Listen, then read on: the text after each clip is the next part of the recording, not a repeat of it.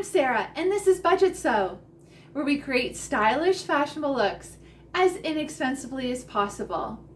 Today, I'm going to use some Rit dye to change the color of a few of my completed sewing projects. The three projects that I'm going to dye are a hat from McCall's 7805 and a hat and a pair of mitts from Simplicity 9749. The link to the video where I made these items is right here at the top of the screen.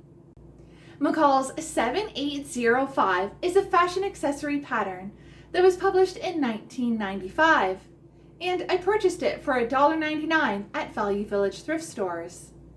Simplicity 9749 was also published in 1995, and I also got it from Value Village. The link to the thrift haul where I purchased these patterns is right here at the top of the screen. I made some modifications to these patterns because I wanted slouchy hats. I also didn't have quite enough fabric for a pair of mittens, but I made it work because I wanted to get as much use as possible out of the sweatshirt. I made these items from a cotton polyester mixed sweatshirt that was going to be tossed in the garbage because it had a large orange stain on it. It rather looked like I was shot in the chest with a paintball, but I've never been paintballing. To change the color of the fabric, I bought a bottle of Rit DyeMore in Midnight Navy for synthetic fabrics from Fabricland Online. The link to my haul from Fabricland Online is right here at the top of the screen. This dye is made specifically for synthetic fabrics, which includes anything with 35% or more polyester, acrylic, acetate, or nylon. I loved how the hat and mitts turned out after sewing them, but I wanted to change the color of them to blue since I don't wear much gray. Plus, if they're blue, then they'll go with my blue capsule wardrobe that I'm making. So let's get started. Due to the complexity of dyeing synthetic fabrics, I had to use the Stovetop method to dye my cotton polyester mix, hats, and mitts. I bought this large pot secondhand from Value Village thrift stores for a great price. It was perfect for making jam, and it came with a removal rack for boiling the jars. I haven't used it in years, so I thought I would make use of it for this project. The instructions said, fill a stainless steel pot with enough water for the fabric to move freely. We recommend using 3 gallons of water for every pound of fabric. As a general guideline, 1 bottle of Rit DyeMore will dye up to 2 pounds or 1 kilogram of dry fabric. If dyeing 100% polyester or trying to achieve a bolder color, double the dye quantity. Since I was dyeing 2 hats, a pair of mitts, and a hat pom-pom, I used 6 gallons of water. I plan to use stainless steel cooking utensils to lift the dyed fabric out of the dye bath once complete.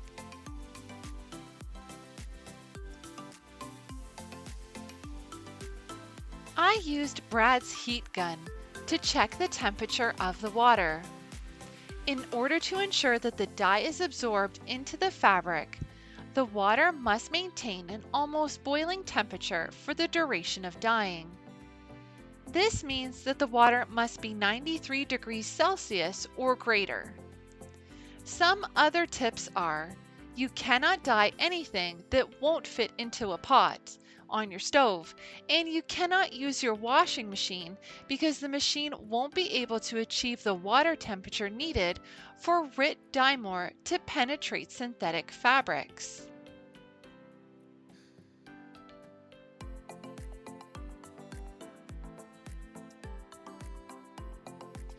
I added 1 teaspoon or 5 millimeters of Dawn dish detergent to my water to help promote level dyeing.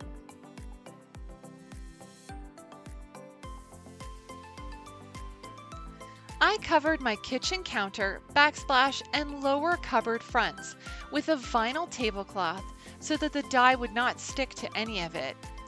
I also had paper towels handy to protect against any possible spills, and I placed puppy training pads on the floor so that it was protected as well.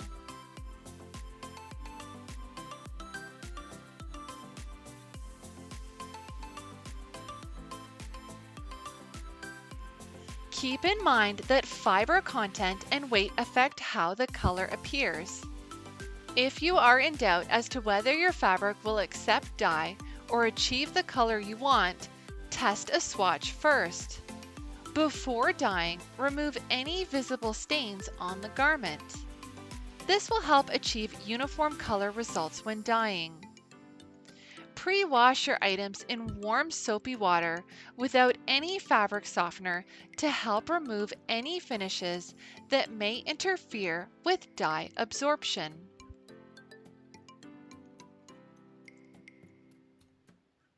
When the water began to simmer, I added the well-shaken dye and stirred it. I wore rubber gloves to protect my hands from getting stained and to insulate them when working with the hot water.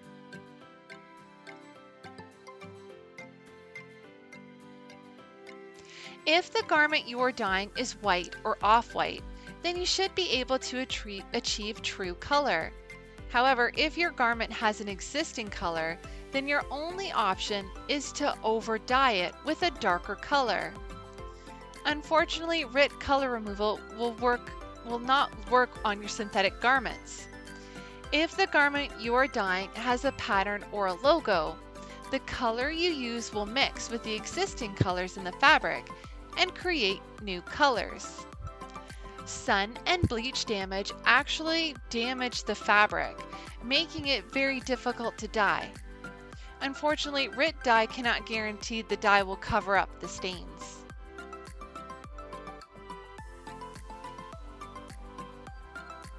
I wet the items I was going to dye and added them one at a time to the dye bath. The instructions said, keep the temperature at a low simmer for the duration of your dyeing. Stir slowly and continuously.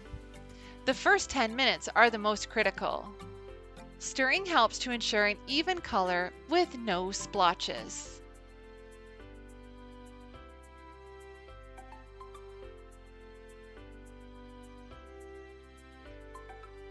I pushed the items into the dye bath as they broke the surface of the dye to ensure even color coverage, and then I continued to stir it.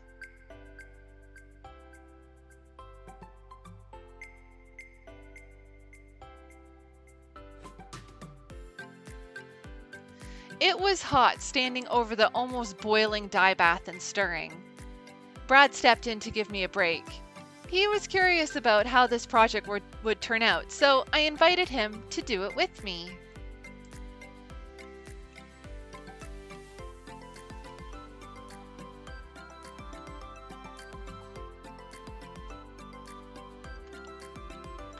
Items can remain in the dye bath from 10 minutes up to 1 hour. If dyeing polyester or a polyester cotton blend, the instructions said to keep the fabric in the dye bath for at least 30 minutes to ensure that the color takes fully. Nylon tends to dye very quickly and much darker than other fibers, so the actual time needed in the dye bath is less. I kept my polyester cotton mix items in the dye bath for 30 minutes.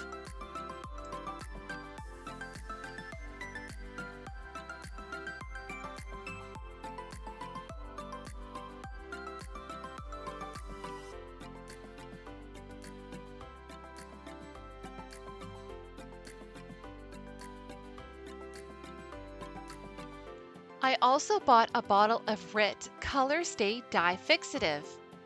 It's an easy-to-use solution designed to lock in color, keeping fabrics looking their best and brightest for the long run. It reduces bleeding, fading, and even enhances the color of projects. It's to be used after dyeing to lock in the color, or used immediately after a tie-dye or dip dye project, to prevent the dye from bleeding into the white areas.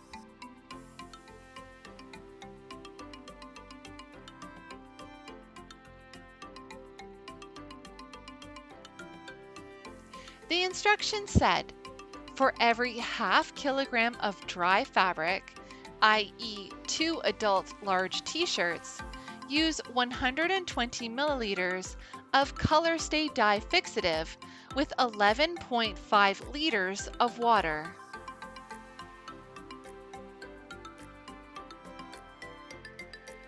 Brad filled the stainless steel sink with hot tap water and poured the well-shaken Color Stay dye fixative into the sink and mixed well. Then I removed the items from the dye bath and immediately placed them in the Color Stay fixative before washing to enhance the color and reduce color bleeding.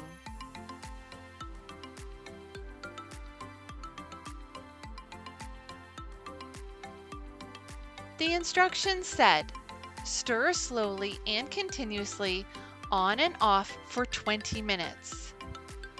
If you dyed the clothing, it is very likely that the unbonded dye that is still on the fabric will end up in the bath. That is completely normal and will not alter the results.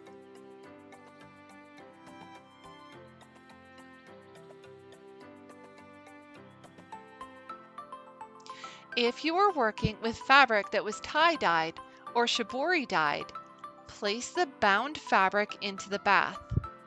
Placing unbound fabric into the bath could result in dye bleeding into the white areas.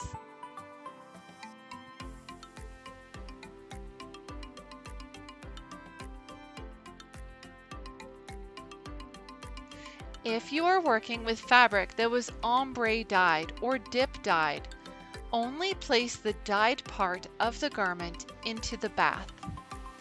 If you submerge the entire garment, dye could bleed into other areas.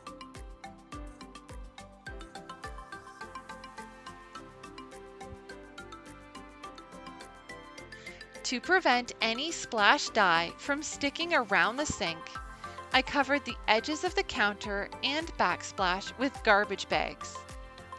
I ended up reusing the garbage bags because only one side got wet and they weren't damaged.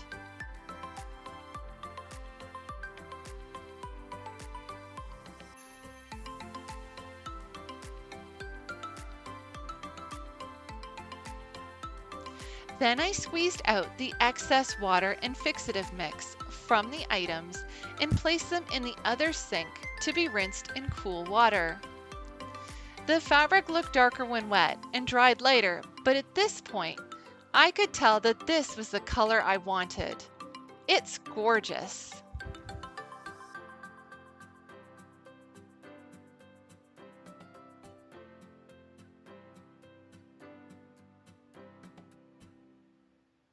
Another great thing about Rit is that it does not test ingredients or finished Rit products on animals. In fact, they develop their products to be safer for you, your home, your pets, and the environment, and thus would never harm any animal in the process.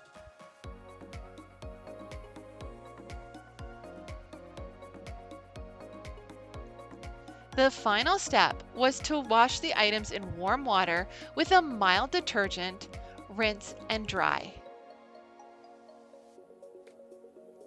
Here are the newly dyed items.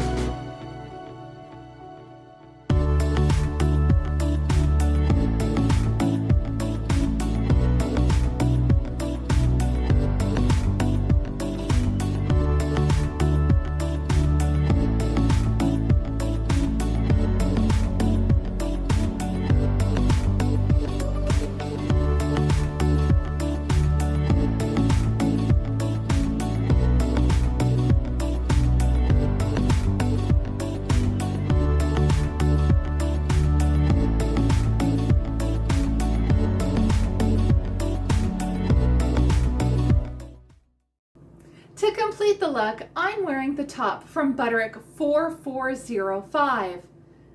The link to the video with that sew along is right here at the top of the screen. I'm also wearing the pants from New Look 6205. The link to the video with that sew along is right here at the top of the screen. I bought the necklace in Loch Carron, Scotland, and the earrings are from Susie Shearer. The heart brooch was a gift from Brad, and the crab brooch is from the Sentimentalist. The running shoes are from the New Balance store. I hope you enjoyed dyeing clothing with me. Please like and share this video with your friends and family. I love sharing my new, vintage, and out-of-print sewing patterns, and my tips, tricks, quick fixes, and even my mistakes when sewing along with you. I also love sharing my wonderful fabric finds that I thrifted from charity shops, as well as brand new fabric online and in-store. If you'd like to see more from Budgetsew, please subscribe and press the bell to receive a notification when I release a new video. If you'd like to stay up to date with Budgetsew, follow me on Twitter, Instagram, and Facebook at Budgetsew. Thanks for watching. See you next time.